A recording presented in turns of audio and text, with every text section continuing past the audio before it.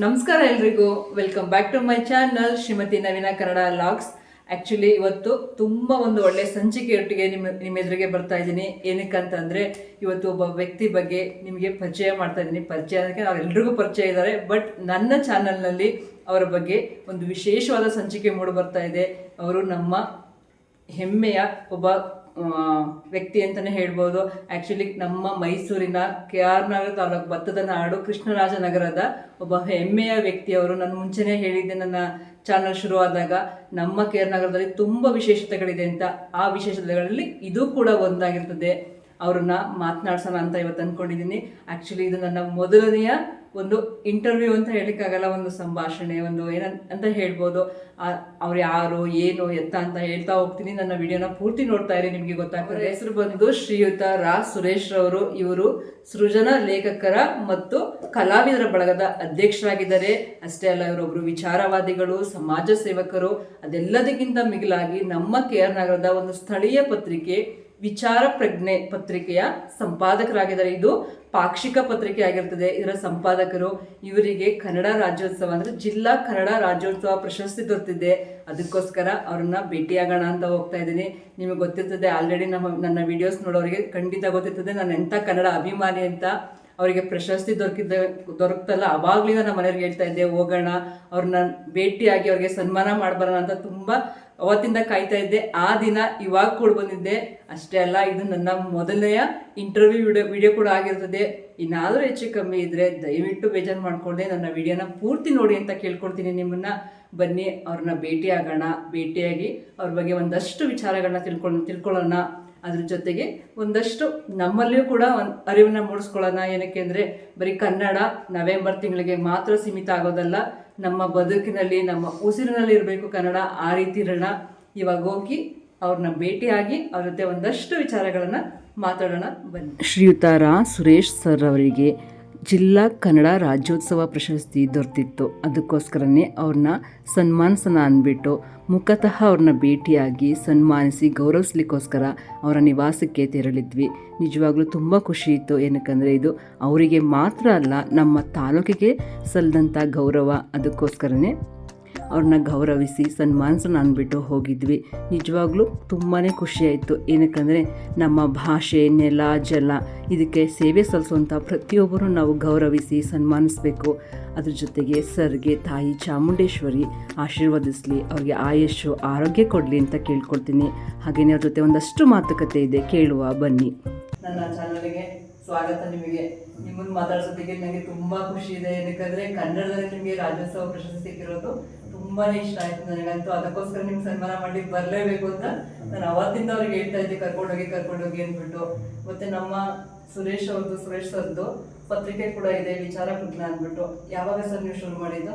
Madam, ನಾನು ಸೃಜನಾ ಲೇಖಕರು ಮತ್ತು ಕಲಾವಿದರ ಬಳಗ ಅಂತ ಅದನ್ನು ಓಪನ್ ಮಾಡಿ 23 ವರ್ಷ ಆಯಿತು. ಆಮೇಲೆ ನಾನು ಸರ್ಕಾರಿ ನೌಕರಾಗಿದೆ. ರಿಟೈರ್ಡ್ ಆದ ನಂತರ 8 ವರ್ಷ ಆಯಿತು. ರಿಟೈರ್ಡ್ ಆದ ತಕ್ಷಣ ನನಗೆ ವಿಚಾರ ಪ್ರಜ್ಞೆ ಅಂತ ಒಂದು ಫೋರ್ಟ್ನೈಟ್ಲಿ ಪೇಪರ್ ಮಾಡಿದೆ. ಅದು 8 ವರ್ಷ ಆಯಿತು. ಎರಡನ್ನೂ ಮಾಡ್ಕೊಂಡು ಹೋಗ್ತಾ ಇದ್ದೀನಿ. ಹೇಗೆ ಸರ್ ನಿಮ್ಗೆ ಆಸಕ್ತಿ ಬಂದಿದ್ದು ನಿಮಗೆ ರೀತಿ ಮಾಡಬೇಕು ಅಂತ? ಮೇಡಮ್, ನಾನು ಸರ್ಕಾರಿ ನೌಕರರಾಗಿದ್ದನಲ್ಲ, ಆಗ ಈಗ 23 ವರ್ಷದಿಂದ ಸ್ವಲ್ಪ ಹೆಂಗೆ ನಾನು ಆಗ ಏನಾದರೂ ಸಮಾಜದಲ್ಲಿ ಗುರುತಿಸ್ಕೋಬೇಕು. ಅದೊಂದು ಸ್ವಾರ್ಥ ಅಂತಲೇ ನಾನು ಅಂದ್ಕೊಂಡಿದ್ದೀನಿ. ಸಮಾಜದಲ್ಲಿ ಏನಾದ್ರು ಗುರುತಿಸ್ಕೋಬೇಕಾದ್ರೆ ಈಗ ಸಂಬಳ ತಗೋತೀವಿ, ನಮ್ಮ ವೃತ್ತಿ ಕರ್ತವ್ಯ ನಿರ್ವಹಿಸ್ತೀವಿ, ಸಂಬಳ ಕೊಡ್ತಾರೆ, ಜೀವನ ಮಾಡ್ತೀವಿ ನಾವು, ನಮ್ಮ ಕುಟುಂಬ. ಇನ್ನು ಇದು ಸ್ವಾರ್ಥ ಆಗಿದೆ. ನಮ್ಮ ಡ್ಯೂಟಿ ನಾವು ಮಾಡಿದ್ರೆ ಸ್ವಾರ್ಥ ಆಗಿದೆ. ಒಂದು ಸಮಾಜದಲ್ಲಿ ಗುರುತಿಸ್ಕೋಬೇಕಾದ್ರೆ ಒಂದು ಸಾಮಾಜಿಕವಾಗಿ ಏನಾದ್ರು ಒಂದು ಸೇವೆ ಮಾಡಬೇಕು ಅಂತೇಳಿ ನಾನು ಒಂದು 20 ಜನ ಸ್ನೇಹಿತರನ್ನ ಕಟ್ಕೊಂಡು ಒಂದು ಸೃಜನಾ ಲೇಖಕರು ಮತ್ತು ಕಲಾವಿದರ ಬಳಗ ಮಾಡಿ ಡ್ಯೂಟಿಲಿದ್ದಂಗೆ. ಅದ್ರ ಮೂಲಕ ನಾನು ಸಾಮಾಜಿಕ ಸೇವೆಗಳನ್ನ ಮಾಡ್ತಾ ಬಂದೆ. ಒಳ್ಳೊಳ್ಳೆ ವಿದ್ವಾಂಸರನ್ನ ಕರೆಸೋದು ನಮ್ಮ ಚಾನಲ್ಗೆ. ಓಪನ್ ಡೋರಲ್ಲಿ ನಾವು ಕಾರ್ಯಕ್ರಮ ಮಾಡೋದು. ಬರಗೂರು ರಾಮಚಂದ್ರಪ್ಪನವ್ರು ಕರೆಸಿದ್ದೀನಿ. ಆಮೇಲೆ ಸಿದ್ಲಿಂಗಯ್ಯ, ದಲಿತ ಕವಿ ಸಿದ್ಲಿಂಗಯ್ಯ ಕರೆಸಿದ್ದೀನಿ. ಆಮೇಲೆ ನಮ್ಮ ಆಂದೋಲನ ಪತ್ರಿಕೆ ಸಂಪಾದಕರು ಅವ್ರಿಗೆ ಕರೆಸಿದ್ದೀನಿ. ವಿಜಯಶಂಕರ್ ಈಗ ರಾಜ್ಯಪಾಲರಿದ್ದಾರೆ, ಅವ್ರು ಕರೆಸಿದ್ದೀನಿ. ಅನೇಕ ಕವಿಗಳು ಮತ್ತು ಉನ್ನತಾಧಿಕಾರಿಗಳನ್ನ ಕರೆಸಿ ಅವ್ರ ಮೂಲಕ ಜನತೆಗೆ ಒಂದು ಸಂದೇಶ ಅವ್ರ ಮಾತಾಡ್ಸೋದು ಇವೆಲ್ಲ ಮಾಡಿದೆ. ಅದರ ಮೂಲಕ ನಾವು 23 ವರ್ಷದಿಂದ ಎಲ್ಲ ಸ್ಪರ್ಧೆಗಳನ್ನು ಮಾಡಿದ್ದೀವಿ. ಕ್ಯಾರಳದಲ್ಲಿ ನಿಜ ಹೇಳಬೇಕು ಅಂದರೆ ಭಾವಗೀತೆ, ಭಕ್ತಿಗೀತೆ, ಚಲನಚಿತ್ರಗೀತೆ, ಕನ್ನಡ ಎಲ್ಲ ಸ್ಪರ್ಧೆಗಳನ್ನೂ ಮಾಡಿ ಆಮೇಲೆ 10 ದಿನ ಕ್ಯಾರನಗರದಲ್ಲಿ ನಾಟಕ ಸ್ಪರ್ಧೆ ಮಾಡಿದ್ವಿ. ಕನ್ನಡ ನಾಟಕ ಸ್ಪರ್ಧೆ, ಸಾಮಾಜಿಕ ಪೌರಾಣಿಕ 2 ಸೇರಿ ಸೃಜನಾ ಬಳಗದ ಮೂಲಕ ಮಾಡಿದ್ವಿ. ಅದನ್ನು ಮಾಡಿ ಬಹುಮಾನನೂ ವಿತರಣೆ ಮಾಡೋದು. 10 ದಿನ ಒಂದೇ ಸಮ ಒಂದೊಂದು ಜಿಲ್ಲೆಯವ್ರಿಗೆ ಒಬ್ಬರಿಗೆ ಕೊಟ್ಟು, ಆಗ ಸುಮಾರು ಈಗ 10 ವರ್ಷದಿಂದನೇ 25,000 ಫಸ್ಟ್ ಬಹುಮಾನ, ಸೆಕೆಂಡ್ ಬಹುಮಾನ 15,000, ಥರ್ಡ್ ಬಹುಮಾನ 5,000, ಫೋರ್ತು ಸಮಾಧಾನಕರ 5,000. ಈ ರೀತಿ ಎಲ್ಲ ದಾನಿಗಳಿಂದ ಕಲೆಕ್ಟ್ ಮಾಡಿ ಶ್ರಮಪಟ್ಟು ಮಾಡಿದ್ವಿ. ನಿಮ್ಗೆ ಆ ಇಂಟ್ರೆಸ್ಟ್ ಇಂದ ಪತ್ರಿಕೆ ಶುರು ಮಾಡಬೇಕು ಅಂತ ಅನ್ಸಿದ್ದ, ಅಥವಾ ಯಾವ ರೀತಿ ನಿಮಗೆ ಪತ್ರಿಕೆ ಶುರು ಮಾಡಿ? ಅದೇ ಸರ್, ನಾನು ಕೇಳಿದ್ರೆ ನಿಮಗೆ ಈಗ ಸಾಮಾನ್ಯವಾಗಿ ನಮ್ಮ ಜೀವನ ಅಂದ್ಕೊಂಡಿರ್ತೀವಿ, ಒಂದು ಪತ್ರಿಕೆನ ಶುರು ಮಾಡೋಕ್ಕೆ ಮೂಲ ಯಾವುದು ಅಂತ ನಾನು ಕೇಳ್ತಿರೋದು. ಹೆಂಗೆ ನಿಮಗೆ ಆಸಕ್ತಿ ಬಂತು? ತುಂಬ ಇದು ಅದ್ಭುತವಾದ ಪ್ರಶ್ನೆ ಮೇಡಮ್. ನಮ್ಮ ಜೀವನದಲ್ಲಿ ಸತ್ಯ ಹೇಳಬೇಕು ಅಂತಂದರೆ ಸತ್ಯ ಕೈಯಾಗಿರ್ತದೆ. ಆದರೆ ಏನಾಯ್ತು ಅಂದರೆ ಮೇಡಮ್, ನಾನು ಇಷ್ಟೆಲ್ಲ ಕಾರ್ಯಕ್ರಮಗಳನ್ನ ಮಾಡ್ತಾ ಇದ್ದೆ. ಇದ್ರ ಜೊತೆಗೆ ಹಾನರಿಯಾಗಿ ನಾನು ಪ್ರೆಸ್ ರಿಪೋರ್ಟರ್ ಕೆಲಸ ಮಾಡ್ತಿದ್ದೆ ಡೈಲಿ ಪೇಪರ್ಗಳಲ್ಲಿ. ಈವ್ನಿಂಗ್ ಪೇಪರ್, ಮೈಸೂರು ದಿಗಂತ, ನಿಜಧ್ವನಿ, ಇದೆಲ್ಲ ಸುಮಾರು ಪತ್ರಿಕೆಗಳನ್ನ ನಾನು ಕೆಲಸ ಮಾಡ್ತಾಯಿದ್ದೆ. ಇದು ನಮ್ಮ ಕೆಲವೇ ಪತ್ರಕರ್ತರು ಮಿತ್ರರಿಗೆ ತುಂಬ ಬೇಜಾರಾಯ್ತದೆ. ಕಿರುಕುಳ ಕೊಟ್ಟರು, ಕೆಲವರು ಕಂಪ್ಲೇಂಟ್ ಎಲ್ಲ ಮಾಡಿದ್ರು, ಇನ್ಕ್ವೈರಿ ಎಲ್ಲ ಬಂತು. ನಾನು ಹಾಗೆ ಹೇಳಿದೆ, ಸರ್ ನಾನು ಪತ್ರಕರ್ತನ ಕೆಲಸ ಮಾಡ್ತೀನಿ, ಲೇಖನ ಬರಿತೀನಿ, ಆದರೆ ನನಗೆ ನನ್ನ ಕರ್ತವ್ಯದ ಆಗೋದಿಲ್ಲ, ನಾನು ಬರಲ್ಲ. ಈಗ ಶನಿವಾರ ರಜೆ ಇರುತ್ತೆ, ಭಾನುವಾರ ರಜೆ ಇರುತ್ತೆ, ಸೆಕೆಂಡ್ ಸ್ಯಾಟರ್ಡೆ ರಜೆ ಇರುತ್ತೆ, ಹಬ್ಬ ಹುಣ್ಣಿಮೆ ರಜೆ ಇರುತ್ತೆ, ಯಾರೋ ನಿಧನರಾದ್ರೂ ರಜೆ ಇರುತ್ತೆ. ಇಷ್ಟೊಂದು ರಜೆಗಳಲ್ಲಿ ನಾನು ನನ್ನ ಸಂಸಾರ, ನನ್ನ ಮಕ್ಕಳು ಅಂತ ಕೂತ್ಕೊಳ್ಳೋದು. ಸಾಮಾಜಿಕವಾಗಿ ಏನಾದ್ರು ಮಾಡೋಣ ಅಂತ ನಾನು ಒಂದು ಲೇಖನಗಳು ಬರೆಯೋ ಹವ್ಯಾಸ ಇತ್ತು. ನನ್ನ ತಂದೆಯವರಿಂದ ಬಂದಿದ್ದದ್ದು ಲೇಖನ ಬರೀತಕ್ಕಂಥ ಅಂತ. ನಾನು ಅದನ್ನೆಲ್ಲ ಇನ್ಕ್ವೈರಿ ಎಲ್ಲ ಎದುರಿಸಿ ಸತ್ಯ ಹೇಳಿ, ಆಮೇಲೆ ನನ್ನ ಕರ್ತವ್ಯದಲ್ಲಿ ಯಾವುದೇ ಫಾಲ್ಟ್ ಇಲ್ಲ. ಅಧಿಕಾರಿಗಳು ನನಗೆ ಏನೂ ಮಾಡಿಲ್ಲ, ಆದರೆ ಒಂದು ಗೈಡೆನ್ಸ್ ಕೊಟ್ಟರು, ನೋಡಿ ನಿಮ್ಮ ಡ್ಯೂಟಿ ಟೈಮಲ್ಲಿ ನೀವು ಮಾಡ್ಕೊಂಡಿದ್ದೀನಿ. ಆದರೂ ನಾನು ಅವ್ರಿಗೆಲ್ಲ ಫೇಸ್ ಮಾಡ್ಕೊಂಡು ಲೇಖಕನಾಗಿ ಪತ್ರಕರ್ತನಾಗಿ ಮುಂದುವರೆದೆ. ಸರ್ಕಾರಿ ನೌಕರರಾಗಿ ಇದ್ಕೊಂಡು ಪತ್ರಕರ್ತ ಆಗ್ಬೋದು ಅಂತೇನಿಲ್ಲ, ಅಂದರೆ ಅವ್ರಿಗೊಂದು ಸೀಮಿತ ಒಂದು ಚೌಕಟ್ಟಿದೆ, ಅದರೊಳಗಡೆ ಇರಬೇಕು. ಹಾಗಾಗಿ ನಾನು ಮಾಡ್ಕೊಂಡು ಬಂದಮೇಲೆ ಈ ನನಗೆ ಕಿರುಕುಳ ಕೊಡ್ತೀವಲ್ಲ, ಪತ್ರಕರ್ತನ ಯಾಕೆ ಬರಬೇಕು, ಸರ್ಕಾರಿ ನೌಕರ ನಾವು ಪತ್ರಕರ್ತರು, ನಮ್ಮ ಹತ್ರ ಯಾಕೆ ಬರಬೇಕು, ನಮ್ಮ ಜೊತೆ ಅನ್ನೋದಿತ್ತಲ್ಲ. ಆಗ ನನ್ನ ಮನಸ್ಸಿನಲ್ಲಿ ಅದು ಒಂದು. ಎರಡನೇದು, ಯಾರು ಗೌಪ್ಯವಾಗಿ ಎಲೆಮರೆ ಕಾಯಿಲೆಗೆ ಸೇವೆ ಸಲ್ಲಿಸ್ತಾ ಇರ್ತಾರೋ ಅವ್ರನ್ನ ಗುರುತಿಸ್ಬೇಕು. ಈಗ ಅಲ್ಲಿ ಏನಾಗುತ್ತೆ ಅಂದರೆ, ಸಾಮಾನ್ಯವಾಗಿ ಪತ್ರಕರ್ತರು ಎಲ್ಲರೂ ಅಂತ ಹೇಳೋದು ನಾನು, ಕೆಲವರು ಬರೀ ದೊಡ್ಡ ವ್ಯಕ್ತಿಗಳು, ಮಿನಿಸ್ಟ್ರು, MLA ಅವರು, ದೊಡ್ಡ ಕವಿಗಳು ಬಂದು ಅವ್ರನ್ನ ಹಾಕ್ತಾರೆ, ಹಿಂಗೆ ಮಾತಾಡೋದು, ಹಿಂಗೆ ಬಂದಿದ್ರು, ಹಿಂಗೆ ಹೋಯ್ತು. ಇದ್ರ ಬಗ್ಗೆ ನಾನೊಂದು ಹೇಳ್ಬೇಕು, ಯಾಕಂದ್ರೆ ನಮ್ಮ ಪತ್ರಿಕೆನಲ್ಲಿ ನೀವು ತುಂಬಾ ಜನಕ್ಕೆ ಅವಕಾಶ ಕೊಟ್ಟಿದ್ದಾರೆ. ನಾನು ವಿಚಾರ ಬಂದಾಗ ಪುಸ್ತಕ ಓದ್ತೀನಿ, ಮೈಸೂರಲ್ಲಿ ಸ್ವಲ್ಪ ಕಷ್ಟಪಟ್ಟು ಇವ್ರಿಗೂ ಹೇಳ್ತಿರ್ತೀನಿ, ಪತ್ರಿಕೆ ಬಂದಾಗ ತಗೊಬನ್ನಿ ಅಂತ. ನಮ್ಮ ಡಾಕ್ಟರ್ ಬರೀತಾರೆ, ಮತ್ತೆ ನಮ್ಮ ಲಾಯರ್ಗಳು ಬರೀತಾರೆ, ಎಲ್ಲಾನು ನಾನು ಓದ್ತಾ ಇರ್ತೀನಿ. ನಮ್ಗೆ ತುಂಬಾ ಇಷ್ಟ ಟೀಚರ್ಸ್ಗಳು, ಕೆಲವರು ಲೇಡಿ ಟೀಚರ್ಸ್ಗಳು ಬರ್ತಾರೆ, ನೀವು ಅಂತವ್ರಿಗೆಲ್ಲ ಅವಕಾಶ ಕೊಟ್ಟಿದ್ದೀರಿ, ಅದು ತುಂಬಾ ಖುಷಿ. ಅದಕ್ಕೆ ನಾನು ಮಧ್ಯದಲ್ಲಿ ಮಾತಾಡಿಗೆ ಹೇಳ್ದೆ, ಇವ್ರು ಮಾತಾಡಿದ್ದೆ. ಆಮೇಲೆ ಏನಾಯ್ತು, ನನಗೆ ಇವರೆಲ್ಲ ಕಿರುಕುಳ ಕೊಡ್ತಿದ್ರು, ನನಗೆ ರಿಪೋರ್ಟರ್ ಕೆಲಸ ಮಾಡೋಕ್ಕೆ ಬಿಡಲಿಲ್ಲ. ಲೇಖನಗಳು ಬರೆಯೋದಕ್ಕೂ ಎಲ್ಲ ಅಸೂಯೆ ಪಡೋದು, ಕಂಪ್ಲೇಂಟ್. ಆಗ ನಾನು ಏನು ಮಾಡಿದೆ, ಮನಸ್ಸಿನಲ್ಲಿ ಯೋಚನೆ ಮಾಡಿದೆ, ಎಲೆಮರೆಕಾಯಿ ನನಗೆ ಇರೋರನ್ನ ಯಾರು ಗುರ್ಸಲ್ಲ. ಒಬ್ಬ ರೈತ ಪ್ರಾಮಾಣಿಕವಾಗಿ ಅವನು ಪ್ರಗತಿಪರ ರೈತನಾಗಿ ಅವನು ಎಲ್ಲ ಇಂಪ್ರೂವ್ ಮಾಡಿರ್ತಾನೆ, ಅವನ್ನ ಯಾರು ಗುರ್ಸಲ್ಲ. ಒಬ್ಬ ವಿದ್ಯಾರ್ಥಿಗಳು ಯಾವುದೋ ಒಂದು ಕವನ ಬರೀತಾರೆ, ಅದನ್ನು ಕಳಿಸಿದ್ರು. ಈಗ ನಾನೇ ಒಂದು ಆರ್ಟಿಕಲ್ ಬರೆದು ಕಳಿಸಿದ್ರೆ ಎಲ್ಲ ಪೇಪರ್ಗೂ ಪೋಸ್ಟ್ ಮಾಡ್ತಿದ್ದೆ. ಆಗ ಇದಿರಲಿಲ್ಲ, ವಾಟ್ಸಪ್ ಇವೆಲ್ಲ ಇರಲಿಲ್ಲ. ಬರ್ತಿದ್ದು ಯಾವುದೋ ಒಂದು ಪೇಪರ್ 2 ಪೇಪರ್, ಅದು ನಾನು 1 ಪೇಜ್ ಬರೆದ್ರೆ ಅರ್ಧ ಪೇಜೇ ಬರ್ತಿದ್ದು, ಎಲ್ಲ ಕಟ್ ಮಾಡ್ತಿದ್ದು. ಮನ್ಸಿಗೆ ಬೇಜಾರಾಗೋದು, ಇರಲಿ ಆಗ್ಬಿಟ್ಟಿದ್ದು, ನಾವೇನು ಕೇಳೋಕ್ಕ. ಆಗೇನು ಮಾಡಿದ್ರೆ, ನಾನು ಪತ್ರಿಕೆ ಮಾಡಬೇಕು. ರಿಟೈರ್ಡ್ ಆದ ನಂತರ 60 ವರ್ಷ ಆದಮೇಲೆ ರಿಟೈರ್ಡ್ ಆಗುತ್ತೆ. ಆಗ ಒಂದು ಪತ್ರಿಕೆ ಮಾಡಿ ನಾನು ತೋರಿಸ್ಬೇಕು, ನನಗೆ ನೋವಾಯಿತು ಅದನ್ನು ಬೇರೆಯವ್ರಿಗೆ ಆಗ್ಬಾರ್ದು. ಯಾರೇ ಒಬ್ಬ ವಿದ್ಯಾರ್ಥಿ ಆಗಲಿ, ಒಬ್ಬ ರೈತ ಆಗಲಿ, ಮಹಿಳೆ ಆಗಲಿ, ಕಾರ್ಮಿಕರಾಗಲಿ, ಅವರು ಪ್ರಾಮಾಣಿಕವಾಗಿದ್ದ ಅವ್ರನ್ನ ಗುರುತಿಸ್ಬೇಕು ಅಂತ ಹೇಳಿ ನಾನು ಅದನ್ನು ಮನಸ್ಸಲ್ಲಿ ಇಟ್ಕೊಂಡು ಪತ್ರಿಕೆನ ರಿಟೈರ್ಡ್ ಆದ ತಕ್ಷಣ, ರಿಟೈರ್ಡ್ ಆದ 6 ತಿಂಗಳು ಮುಂಚಿತವಾಗಿ ಕಳಿಸಿದ್ದೆ ನಾನು. ಅದು ಅಪ್ರೋಲ್ಗೆ ಡೆಲ್ಲಿಯಿಂದ ಬಂತು RNI ವಿಚಾರ ಪ್ರಜ್ಞೆ ಅಂತ. ಅವರು ಈ ಸಮಯದಲ್ಲ ನೆನ್ಕೊಳ್ಳೇಬೇಕು, ಮಂಜುರಾಜ್ ಅಂತ, ಅವರು ಡಾಕ್ಟರ್ ಮಂಜುರಾಜ್ ಅಂತ, ಅವರು ಇಲ್ಲಿ ಲೆಕ್ಚರರ್ ಆಗಿದ್ರು ಡಿಗ್ರಿ ಕಾಲೇಜಲ್ಲಿ. ಅವರು ಗೈಡೆನ್ಸ್ ಕೊಟ್ಟರು ನನಗೆ. ನನ್ನ ಪತ್ರಿಕೆ ಹೆಸರು ಕೊಟ್ಟಿದ್ದು ಅವರೇ, ವಿಚಾರ ಪ್ರಜ್ಞೆಯನ್ನು ಹೆಸರು ಕೊಡಬೇಕು ಅಂತ.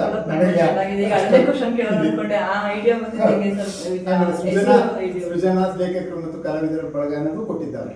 ಆಮೇಲೆ ಅವರು ತುಂಬ ಒಳ್ಳೆಯ ವ್ಯಕ್ತಿ, ಪ್ರಾಮಾಣಿಕ ಪ್ರಾಧ್ಯಾಪಕರು. ನನಗೆ ಗೈಡೆನ್ಸ್ ತಗೊಂಡೆ, ಹೋಗಿ ಅವ್ರನ್ನ ಚೆನ್ನಾಗಿ ನಾನು ಉಪಯೋಗಿಸ್ಕೊಂಡೆ, ನನಗೆ ಗೈಡೆನ್ಸ್ ಕೊಟ್ಟರು. ಇವತ್ತು ಕೂಡ ಅವರ ಇದರಲ್ಲಿ ನಾನು ನಡೀತಾ ಇದ್ದೀನಿ. ಆಮೇಲೆ ನನಗೇನಾಯಿತು ಅಂದರೆ ಈ ಪತ್ರಿಕೆ ಮಾಡಿದ್ಮೇಲೆ ಪತ್ರಿಕೆ ನಡೆಸೋದು ತುಂಬ ಕಷ್ಟ ಮಾಡೋದು. ಅದರಲ್ಲಿ ಈಗ ನಾವು ಡೈಲಿ ಪೇಪರ್ ಆದರೆ ಮಾನ್ಯತೆ ಸಿಗುತ್ತೆ ಸರ್ಕಾರದಿಂದ. ನಮ್ಮ ಈಗ ಹಿಂದೆ ಇತ್ತು, ಈಗ ನಮ್ಮ ವೀಕ್ಲಿ ಪೇಪರು ಮತ್ತು ಫೋರ್ಟ್ ನೈಟ್ಲಿ ಇದಕ್ಕೆ ಮಾಧ್ಯಮ ಲಿಸ್ಟಿಗೆ ಸೇರಿಸ್ಕೋತಾರೆ. ಆದರೆ ಡೈಲಿ ಪೇಪರ್ ಇದೆಯಲ್ಲ ಅದೇ ಸೈಜ್ ಮಾಡಬೇಕು, ಅದೇ ಥರ ಮಾಡಿ ಅದು ನಮ್ಗೆ ಸಾಧ್ಯ ಆಗಲ್ಲ, ತುಂಬ ಕಷ್ಟ ಆಗ್ತದೆ. ಆಮೇಲೆ ನಾನೇನು ಮಾಡಿದೆ, ಈಗ 8 ವರ್ಷ ಆಯಿತು ಪ್ರಾಮಾಣಿಕವಾಗಿ ಒಂದು ತಾಲೂಕಿನಲ್ಲಿ ನನಗೆ ಏನು ತೃಪ್ತಿ ಅಂತಂದರೆ, ರಾಸ್ ಸುರೇಶ್ ಅಂತ ಪತ್ರಕರ್ತರಿದ್ದಾರಲ್ಲ, ಯಾರ ಬಂದರೆ ಸರ್ ಇದ್ದಾರೆ ಇಲ್ಲಿ ನೋಡಿ, ಇಲ್ಲಿ ಇಂಥ ಕಡೆ ಇದ್ದಾರೆ ಹೇಳ್ತಾರೆ, ಅಷ್ಟು ಗುರುತಿಸ್ತಾರೆ. ಅದೊಂದು ಸಂತೋಷ ನಿಮಗೆ.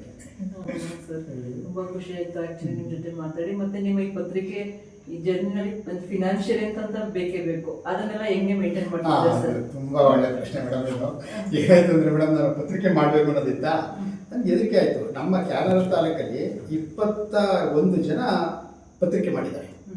ವೀಕ್ಲಿ ಪೇಪರು, ಆಮೇಲೆ ತ್ರೈಮಾಸಿಕ ಪತ್ರಿಕೆ, ಮತ್ತು ಪಾಕ್ಷಿಕ ಪತ್ರಿಕೆ ಎಲ್ಲ ಮಾಡಿದ್ದಾರೆ. ಅವ್ರು ಒಬ್ಬರು ಕೂಡ 3 ತಿಂಗಳು 2 ತಿಂಗಳಿಗೆ ಕ್ಲೋಸ್, ಸ್ಟಾರ್ಟ್ ಮಾಡಿ ಕ್ಲೋಸ್. ಅದರಲ್ಲೆಲ್ಲ ಡೈಲಿ ಪತ್ರಿಕೆ, ಎಡತೊರೆ ಪತ್ರಿಕೆ ಅಂತ ಇದ್ದು ಅವರು ದಿವಂಗತ ಸೋಮಶೇಖರ್ ಅಂತಾರೆ, ಅವ್ರು ಮಾತ್ರ ಒಂದು 5-6 ವರ್ಷ ಮಾಡಿದ್ರು. ಅದು ಬಿಟ್ಟರೆ ಇನ್ನು ಆಂದೋಲನ ಆಯಿತು, ಅದು ಈಗ ಬಿಟ್ಕೊಟ್ರು. ಇನ್ನು ಯಾರೋ ಮಾಡೋಕ್ಕಾಗಲ್ಲ. ಆಮೇಲೆ ನಾನೇನು ಮಾಡಿದೆ, ಯೋಚನೆ ಮಾಡಿದೆ, ಪತ್ರಿಕೆ ಮಾಡೋದು ಅಷ್ಟು ಸುಲಭ ಇಲ್ಲ. ಆಮೇಲೆ ನಮ್ಮ ಸ್ನೇಹಿತರು, ನಮ್ಮ ಒಳಗಡೆನೇ ಇದ್ರಲ್ಲ ನನಗೆ ಇರೋದು, ಅವರೆಲ್ಲ ಏನು ಮಾಡೋದು ಅಂದರೆ ಡೈಲಿ ಪೇಪರ್ ಅಂತ ನನಗೆ ಎಂಕರೇಜ್ ಕೊಡೋದು. ನಾನು ಯೋಚನೆ ಮಾಡಿದೆ, ಇವರೆಲ್ಲ ನನ್ನ ಕಂಡ್ರೆ ಆಗ್ತಾ ಇರಲಿಲ್ಲ, ಡೈಲಿ ಪೇಪರ್ ಮಾಡೋಂತಾರೆ ಅಂದರೆ ಕೆಲವರು ಎಲ್ಲರೂ ಅಲ್ಲ. ಆಮೇಲೆ ನಾನೇನು ಮಾಡಿದೆ, ಇವ್ರು ನನ್ನ ಮುಳುಗ್ಸಕ್ಕೆ ಮಾಡ್ತಾವ್ರೆ, ಅದಾಗಲ್ಲ, ನಾನು ಇರೋ ತನಕ ಮಾಡಬೇಕು. ಮಾಡ್ಬೇಕಾದ್ರೆ ನೀವು ಹೇಳೋದಲ್ಲ, ಈಗ ಆರ್ಥಿಕವಾಗಿ ಮಾಡೋದು. ನಾನಂತೂ ಸರ್ಕಾರಿ ನೌಕರ, ಒಂದು ಮನೆ ಸಂಸಾರ ಎಷ್ಟಿದೆ ಅದು ಏನು ಸಂಪಾದನೆ ಮಾಡಿದೆ, ಮನೆ ಮಾಡಿದ್ರು ಅಂತಷ್ಟೇ. ಆಮೇಲೆ ಏನು ಮಾಡಿದೆ, ನನ್ನ ಪೆನ್ಷನ್ ಎಷ್ಟು ಬರ್ತಿದ್ರು ಲೆಕ್ಕ ಕೊಡಿ. ಆಗ ಫಸ್ಟ್ 25,000 ಬರ್ತಿತ್ತು, ಈಗ 30 ಬರ್ತದೆ. ನನ್ನ ಪೆನ್ಷನ್ ದುಡ್ಡಲ್ಲಿ ತಿಂಗಳಿಗೆ 2 ಪತ್ರಿಕೆ ತರ್ಬೋದಲ್ಲ, ಅಟ್ಲೀಸ್ಟ್ 1,000 ಪ್ರಿಂಟ್ ಮಾಡಿಸ್ಬೋದಲ್ಲ ಅಂತ ನಾನು ಮನಸ್ಸು ಮಾಡಿಕೊಂಡು, ಯಾವುದು ನನಗೆ ಪ್ರಾಮಾಣಿಕವಾಗಿರೋಣ, ಯಾವುದೇ ಇದು ಬೇಡ, ಯಾರು ಏನಾಗಲಿ ನಾನು ನಡ್ಸ್ಕೊಂಡು ಹೋಗೋಣ ಅಂತ ಮಾಡಿದೆ ಮೇಡಮ್. ಸ್ಟಾರ್ಟ್ ಮಾಡಿದ ಒಂದು 2 ವರ್ಷ ತುಂಬ ಕಷ್ಟ ಆಯಿತು.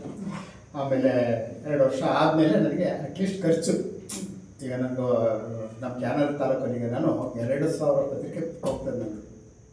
ನನಗೆ ಕ್ಯಾನರ ಟೌನಲ್ಲಿ 1,000 ಹೋದರೆ, ಎಲ್ಲ ಹಳ್ಳಿಗಳು ಸಾಲಿಗ್ರಾಮ ಕ್ಯಾನರದಿಂದ 1,000 ಪೋಸ್ಟಲ್ಲೇ ಹೋಗ್ತದೆ, ಎಲ್ಲರೂ ಪ್ರೀತಿಸ್ತಾರೆ. ಆದಷ್ಟು ನನಗೆ ಪೇಪರ್ ಬಿಲ್ ಬಂದರೆ ಸಾಕು, ಹೆಂಗೋ ಮೇಂಟೈನ್ ಆಗ್ತಾಯಿದೆ.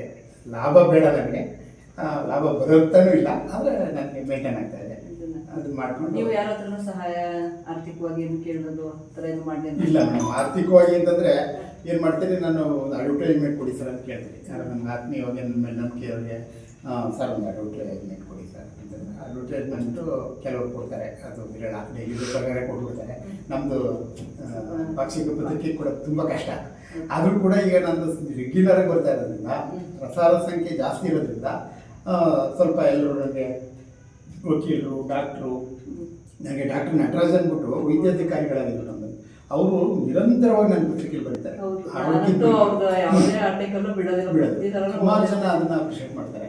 ಆಮೇಲೆ ಯಾರೇ ಒಬ್ಬ ವಿದ್ಯಾರ್ಥಿನಿ ಆಗಲಿ, ಒಬ್ಬ ವಿದ್ಯಾರ್ಥಿ ಆಗಲಿ, ಒಬ್ಬ ಕಾರ್ಮಿಕ ಆಗಲಿ, ಅವರು ನನ್ನ ಬರ್ಕೊಂಡು ಸರ್ ನನ್ನದೊಂದು ಆರ್ಟಿಕಲ್ ಇದೆ ಆಗ್ತೀರಾ ಅಂದರೆ ಖಂಡಿತ ಈಸ್ಕೊಂಡು ನಾನು ಹಾಕ್ತೀನಿ. ನನ್ನ ಮಗಳು ಕೂಡ ಕಳಿಸಿದ್ಲು ಸರ್, ದೀಕ್ಷಾ, ಅವಳು ನಮಗೆ ಹೇಳಿರಲಿಲ್ಲ, ಅವ್ಳು ಕಳಿಸಿ ಅದು ನಿಮ್ಮ ಪೇಪರ್ ಪಬ್ಲಿಷ್ ಆಗಿತ್ತು. ಅವಳು ಇವಾಗ ಸ್ವಲ್ಪ ಬಿಸಿ ಆಗ್ಬಿಟ್ಟಿಲ್ಲ.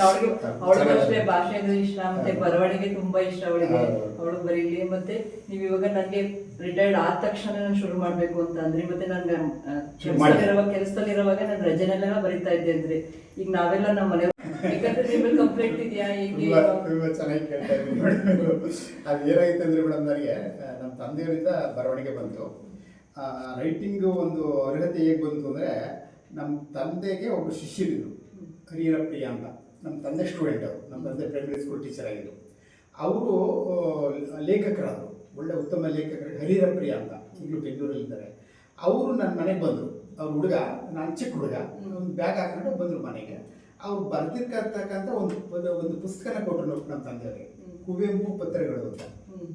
ಅದು ಕುವೆಂಪು ಪತ್ರಗಳು ಅಂತಂದರೆ, ಕುವೆಂಪು ಅವರು ಯಾರ್ಯಾರಿಗೆ ಪತ್ರ ಬರೆದಿದ್ದಾರೆ ಆ ವಿಳಾಸನ ಕುವೆಂಪು ಅವರಿಂದ ಪಡೆದು, ಅವ್ರ ಅನುಮತಿ ತಗೊಂಡು ಆ ಪತ್ರಗಳೆಲ್ಲ ಸಂಗ್ರಹ ಮಾಡಿ ಅದನ್ನು ಪ್ರಕಟಿಸಿದ್ರು. ಅದನ್ನು ನಾನು ಓದಿದೆ ಮೇಡಮ್. ಆಗ ನಾನು ಬರೀ ಹೈಸ್ಕೂಲು. ಅದು ಓದ್ಬಿಟ್ಟು ಏನು ಆ ಪತ್ರ ಬರೆಯೋ ಶೈಲಿ ಇದ್ದರೆ ನಾನು ಕ್ಷೇಮ ನೀನು ಕ್ಷೇಮ ಅದು ಇದು ಎಲ್ಲ ಬರೀತೀವಿ. ಅವ್ರು ಏನಿಲ್ಲ, ಸ್ಟಾರ್ಟಿಂಗ್ಗೆ ಏನು ಮ್ಯಾಟ್ರ್ ಇರ್ತದೆ ಅಷ್ಟು ತಗೊಂಡು ಭಾಳ ಸಿಂಪಲ್ಲಾಗಿ ಶಾರ್ಟ್ ಆ್ಯಂಡ್ ಭಾಳ ಸ್ವೀಟು ಆಗಿ ಭಾಳ ಸ್ಟ್ಯಾಂಡರ್ಡ್ ವರ್ಡ್ಸಲ್ಲಿ ಬರೀತಿರು. ಅದನ್ನು ಓದಿದೆ ಮೇಡಮ್. ಓದಾದ್ಮೇಲೆ ನಾನು ಬರೆಯೋಕ್ಕೆ ಶುರು ಮಾಡಿದೆ. ನಮ್ಮ ಸ್ನೇಹಿತರಿಗೆ ಲೆಟ್ರ್ ಬರೆಯೋದು, ನಮ್ಮ ಬಂಧುಗಳಿಗೆ ಲೆಟ್ರ್ ಬರೆಯೋದು, ಅದೊಂಥರ ವಿಶೇಷವಾಗಿರ್ತಿತ್ತು. ಅವ್ರು ಅಪ್ರಿಷಿಯೇಟ್ ಮಾಡೋರು ನನಗೆ. ಹಂಗೆ ಬರಿತಾ ಬರಿತಾ ಬರಿತಾ ಬರಿತಾ ನನಗೆ ನಮ್ಮ ತಂದೆಯವರು ಟೀಚರ್ ಆಗಿರೋ ಕವನಗಳು ಬರೆಯೋರು. ಅದು ನಾನು ನೋಡಿ ಏನು ಮಾಡಿದೆ, ನಾನು ಬರೀಬೇಕು. ಆಗಿಂದು ನನ್ನ ಬರವಣಿಗೆ ಬಂತು. ಬರವಣಿಗೆ ಬಂದಮೇಲೆ ನಾನು ಬಳಗ ಮಾಡಿದ್ಮೇಲೆ ಅದೇ ಹರಿಹರ ಪ್ರಿಯ ಅವ್ರನ್ನ ಉದ್ಘಾಟನೆ ಕರೆಸಿದೆ. ಅವ್ರು ಉದ್ಘಾಟನೆ ಕರೆಸ್ತೀವೆಲ್ಲ ನನ್ನ ಆ್ಯಕ್ಟಿವಿಟೀಸ್ ಎಲ್ಲ ನೋಡ್ಬಿಟ್ಟು, ನೀನು ಸೃಜನಾ ಲೇಖಕರು ಮತ್ತು ಕಲಾವಿದರು ಬಳಗದ ಅಧ್ಯಕ್ಷ ಅಂತಿದ್ದೆ, ಒಂದು ಪುಸ್ತಕ ಬರೆದಿಲ್ಲ ನೀನು, ಎಂಥ ಲೇಖಕನೇ ನೀನು? ನಾನು ಹಾಗೆ ಸರಿ ಸರ್ ನೀವು ಹೇಳೋದನ್ನ ಒಪ್ಕೋತೀನಿ, ಬರೀತೀನಿ ಸರ್, ಬರೀ ಬಂದು ನೀನು, ಇಲ್ಲಾಂದರೆ ನೆಕ್ಸ್ಟು ನೀನು ಅಧ್ಯಕ್ಷ ಅಂದರೆ ನಾನು ಸ್ಪೀಚಲ್ಲಿ ನಿನಗೆ ಎಂಥ ಅಧ್ಯಕ್ಷ ಅಂತ ಕೇಳ್ತೀನಿ. ಸರಿ, ನಾನು ಏನು ಮಾಡಿದೆ, ಈ ಪೇಪರ್ಗೆ ಆರ್ಟಿಕಲ್ ಬರೀತೀನಿ ನಾನು. ಆ ಆರ್ಟಿಕಲ್ಸ್ ಎಲ್ಲ ಇಟ್ಕೊಂಡಿದ್ದೆ ನಾನು. ಅದನ್ನೇ ಒಂದು ಬುಕ್ ಮಾಡಿದೆ. ಯಾವ ಸಂದರ್ಭಕ್ಕೆ ತಕ್ಕಂತ ಬರೀತಿದ್ದಲ್ಲ ಅದನ್ನು ಬರೆದು ಒಂದು ಮಾನವತೆ ಅಂತ ಫಸ್ಟ್ ಒಂದು ಬುಕ್ ಬರೆದೆ. ಆಮೇಲೆ ಅದಾದಮೇಲೆ ಪತ್ರಿಕೆಗೆ ಇನ್ನೂ ಜಾಸ್ತಿ ಬರೀತಾ ಇದ್ದಲ್ಲ, ತುಡಿತ ಅಂತ ಒಂದು 2 ಬುಕ್ನ ಬಿಡುಗಡೆ ಮಾಡಿ. ಆಗ ಅವರು ಒಪ್ಕೊಂಡ್ರು. ಇನ್ನೊಂದು ಮೇಡಮ್ ಜ್ಞಾಪಕ ಬಂತು. ನಮ್ಮ ಸುಮಾರಾಗಿ ನಾನು ಕಂಡ ಮಟ್ಟಿಗೆ ಇಡೀ ನಮ್ಮ ಸ್ಟೇಟಲ್ಲಿ ನಾನು ನೋಡಿಲ್ಲ, ಪ್ರತಿಯೊಬ್ಬರು ಪುರಸ್ಕಾರ ಮಾಡ್ತಾರೆ. SSLC ಮತ್ತು PUC 90% ಮೇಲಿರುವವ್ರಿಗೆ ಅಂತ ಒಂದು ಪ್ರತಿಯೊಬ್ಬರು ಕೊಡ್ತಾರೆ. ಎಲ್ಲ ಮಾಡ್ತಾರೆ ಅವ್ರವ್ರ ಜನಾಂಗಕ್ಕೆ. ಒಕ್ಕಲಿಗರ ಸಂಘ ಒಕ್ಕಲಿಗರ ಮಕ್ಕಳಿಗೆ, ಬ್ರಾಹ್ಮಣರ ಸಂಘ ಬ್ರಾಹ್ಮಣರ ಮಕ್ಕಳಿಗೆ, ಕುರುಬರ ಸಂಘ ಕುರುಬರ ಮಕ್ಕಳಿಗೆ, ಸರ್ಕಾರಿ ನೌಕರರ ಸಂಘ ಸರ್ಕಾರಿ ನೌಕರರ ಮಕ್ಕಳಿಗೆ, ಬೇರೆ ಮಾಡೋದು. ನಾನೇನು ಮಾಡಿದೆ, ಈಗಾಗಲೇ ಸುಮಾರು ಒಂದು 20 ವರ್ಷದಿಂದ ಮಾಡ್ಕೊಂಬಂದಿದ್ದೀನಿ. ಆಗ ಸ್ವಲ್ಪ ಮಕ್ಕಳಿದ್ರು, ಈಗ ಜಾಸ್ತಿ ಆಗಿದೆ. ಈಗ ಒಂದು ವರ್ಷಕ್ಕೆ 105 ಮಕ್ಕಳು ಬರ್ತಾರೆ SSLC ಮತ್ತು PUC ಇಂದ. ಎಲ್ಲ ಜನಾಂಗ, ಎಲ್ಲ ಧರ್ಮ, ಮುಸ್ಲಿಮ್ಸು ಬರ್ತಾರೆ, ಎಲ್ಲ ಜನಾಂಗ ಬಂದು 90% ಮೇಲಿರೋರನ್ನ ಅವ್ರ ಮಾಸ್ ಕಾರ್ಡ್ ಎಲ್ಲ ಕಲೆಕ್ಟ್ ಮಾಡಿ ಅವ್ರ ಫೋನ್ ನಂಬರ್ ತಗೊಂಡು ಕರೆದು ಅವ್ರ ಮೂಮೆಂಟ್ಸ್ ಅಂದರೆ ವಿಶೇಷವಾಗಿ ಆ ಮಧ್ಯದಲ್ಲಿ ಅವ್ರ ಫೋಟೋ ಹಾಕ್ಸ್ತೀವಿ ಮಕ್ಕಳು. ಅವ್ರದ್ದೇ ಫೋಟೋ ಹಾಕಿ ಅವ್ರಿಗೆ ಒಂದು ಕೊಡುಗೆ, ಏನೋ ಒಂದು ವಾಟರ್ ಬಾಟ್ಲು, ಒಂದು ಫೈಲು, ಒಂದು ಬುಕ್ಸು, ಒಂದು ಪೆನ್ನು, ಇವೆಲ್ಲನೂ ಕೊಡ್ತೀವಿ. ಇವೆಲ್ಲನೂ ನಾನೇ ಕೊಡೋಲ್ಲ, ಸತ್ಯ ಹೇಳಬೇಕು. ಡೋನರ್ ಇರ್ತಾರೆ, ಡೋನರು ಅಧಿಕಾರಿಗಳು ಮತ್ತು ಶ್ರೀಮಂತರು, ರಾಜಕೀಯದವರು ಎಲ್ಲರೂ ಕೂಡ ಆದಷ್ಟು ಅವ್ರ ಕೈಲಾದಷ್ಟು ಕೊಡ್ತಾರೆ.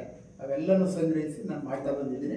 ಕೊನೆಗೆ ಸಂಗ್ರಹ ಕಡಿಮೆ ಆದರೂ ಕೂಡ ನನ್ನ ಪೆನ್ಷನ್ ದುಡ್ಡಿದೆ ಪೂರ್ತಿ ಹಾಕೋಕ್ಕಾಗಲ್ಲ. ಈಗ ಮೇಡಮ್ ಮೊದಲೆಲ್ಲ ಒಂದು 20,000-30,000 ಒಂದು ಕಾರ್ಯಕ್ರಮ ಮಾಡಿದ್ರು. ಈಗ 1 ಲಕ್ಷದ ಮೇಲೆ ಬೇಕೇ ಬೇಕು. 105 ಮಕ್ಕಳಿಗೆ ಆನರ್ ಮಾಡ್ತೀನಿ ಅಂದರೆ ಬೇಕಾಗ್ತದೆ. ಹಾಗೇನು ಮಾಡ್ತೀನಿ, ನಾನು ನನ್ನ ಪೆನ್ಷನ್ ದುಡ್ಡು ಒಂದು 50,000 ರಿಸರ್ವ್ ಇಟ್ಕೊಂಡಿದ್ದೀನಿ. ಬರುತ್ತೆ, ಬರಲಿಲ್ಲ ಅಂದರೆ ನಾನು ಹಾಕೋ. ಅಕಸ್ಮಾತ್ ಒಂದು 10,000 ಹೆಚ್ಚಿಗೆ ಬಂದರೆ ನೆಕ್ಸ್ಟ್ ಕಾರ್ಯಕ್ರಮ. ಇದನ್ನು ಕೂಡ ಕೆಲವರು ವಿರೋಧಿಸ್ತಾರೆ. ಅದು ಕುಟುಂಬದ ಬಗ್ಗೆ ಹೇಳೋದಲ್ಲ. ಅದು ಏನಂದರೆ ನಮ್ಮಲ್ಲಿ ಹೇಳಿದ್ರು, ನಿಮ್ಗೆ ಯಾಕೆ ಇವೆಲ್ಲ ಬೇಕು, ರಿಟೈರ್ಡ್ ಆಗದೆ ಆರಾಮಾಗಿ ಕುರ್ಚಿ ಹಾಕೊಂಡು ಕೂತ್ಕೊಳ್ಳಿ, ನಿಮ್ಗೆ ಏನು ಬೇಕು ಟೈಮ್ ಏನು ಬೇಕು ಹೇಳಿ ಮಾಡ್ತೀವಿ, ಯಾಕಿದೆಲ್ಲ ಬೇಕು ಅಂದರು. ನನಗೆ ನನ್ನ ಒಂದು ಉದ್ದೇಶ, ಧ್ಯೇಯ ಏನು ಅಂದರೆ, ದೇವರು ನಮಗೆ ಶಕ್ತಿ ಕೊಟ್ಟಿರೋ ತನಕ ನಾವು ಏನಾದರೂ ಒಂದು ಸಮಾಜ ಸೇವೆ ಮಾಡಬೇಕು. ಮೇಡಮ್ ಏನಾಗಿದೆ ಅಂದರೆ ಮೇಡಮ್, ಇಲ್ಲಿ ಸ್ವಾರ್ಥನೇ ಜಾಸ್ತಿ.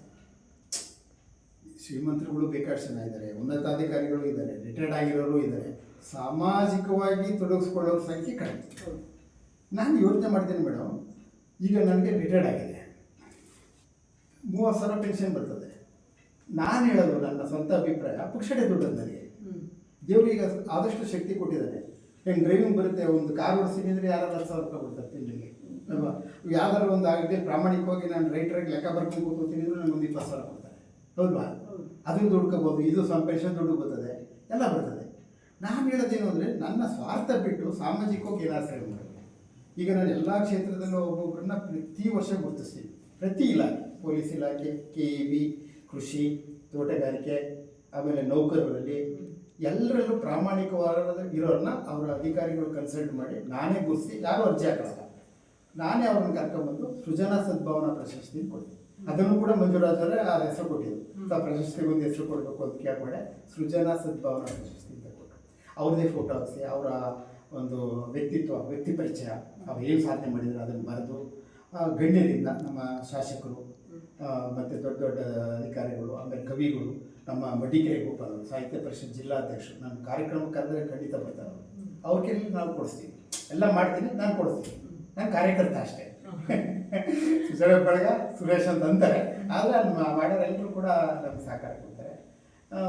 ಆದ್ದರಿಂದ ಅದೊಂದು ನನಗೆ ತುಂಬ ತೃಪ್ತಿ. ನನಗೆ ಇದು ಯಾರು ಗುರುತಿಸಿ ಸನ್ಮಾನ ಮಾಡಲಿಲ್ಲ.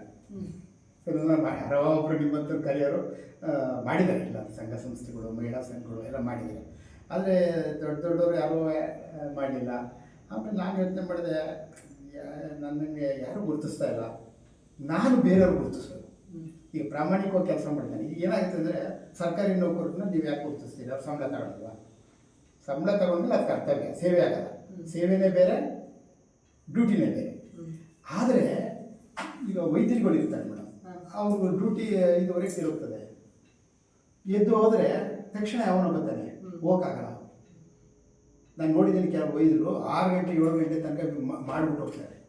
ಆಮೇಲೆ ಯಾವ್ದಾದ್ರು ಆಪ್ರೇಷನ್ ಇದ್ದರೆ ರಜೆ ಇದ್ರು ಓಡ್ಬಿಡ್ತಾರೆ.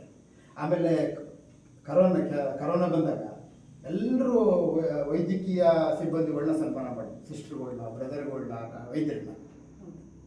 ನಿಮ್ಗೆ ಈಗ ಗೊತ್ತಾಯ್ತಾ ಕರೋನಾ ಬಂದಮೇಲೆ ಅವ್ರ ಮಹತ್ವ? ನಾನು 20 ವರ್ಷದಿಂದ ಮಾಡ್ಕೊಂಬಂದಿದ್ದೀನಿ ಮೇಡಮ್. ಯಾರು ನನ್ನನ್ನು ಅದನ್ನು ಅಪ್ಸೆಟ್ ಮಾಡೋದಿಲ್ಲ.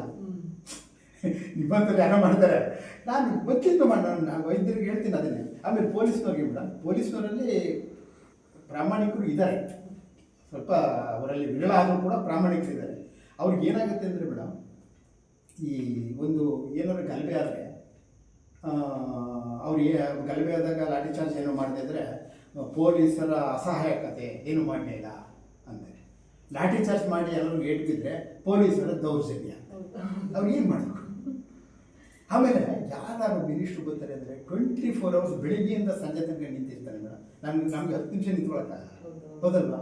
ನಾನು ಯೋಚನೆ ಮಾಡಿದೆ, ಇವ್ರನ್ನ ಗುರುತಿಸ್ಬೇಕು ನಾವು, ಯಾರು ಏನಾದ್ರು ಅಂದ್ಕೊಳ್ಳಿ, ಅದರಲ್ಲಿ ಪ್ರಾಮಾಣಿಕರನ್ನ ನಾವೇ ನೋಡಿ. ಆಮೇಲೆ ಜನಗಳ ಜೊತೆ ಸೌಜನ್ಯವಾಗಿ ಮಾತಾಡೋದು, ಪೊಲಿಟಿಷಿಯನ್ ಬಂದ ಸೌಜನ್ಯ ಇದು ಮಾಡೋದು. ಈಗ ನಿನ್ನೆ ನಮ್ಮ ಶಿವಪ್ರಕಾಶ್ ಅಂತಿದೆ ಸರ್ಕಾರಿ ಇದ್ದರು, ಎಷ್ಟು ಸೌಜನ್ಯವಾಗಿ ಅವರಲ್ಲಿ ಪೊಲೀಸ್ನಲ್ಲಿ ದರ್ಪ ಜಾಸ್ತಿ ಇರ್ತದೆ, ಕೆಲವರಲ್ಲಿ ಭಾಳ ಸೌಜನ್ಯ ಇದೆ. ಇದ್ದವ್ರನ್ನೆಲ್ಲ ನಾವು ಗುರುತಿಸಿ ಮಾಡಿ ನಮ್ಮ ಕಾರ್ಯಕ್ರಮಕ್ಕೆ ಅಂದ್ರೆ ಬರ್ತಾರೆ, ನಾವು ಅವ್ರಿಗೆ ಆನಂದ ಮಾಡ್ತೀವಿ. ಹೇಳ್ತೀನಿ ನಾನು ಇದೇ ಮಾತಾಡೋದು.